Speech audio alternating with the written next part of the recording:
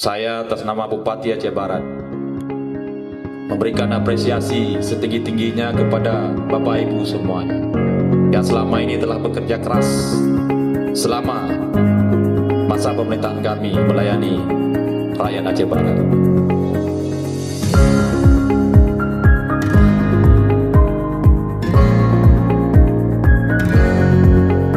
Ada instruksi Bupati, ada instruksi Gubernur, ada hasil muzakarah ulama. Instruksi Bupati, maghrib mengaji. Bapak Ibu semuanya dalam lingkungan di tempat tinggal masing-masing, itu masyarakat juga menilai. Ini yang pemerintah saja tidak menjalankan instruksi Bupati,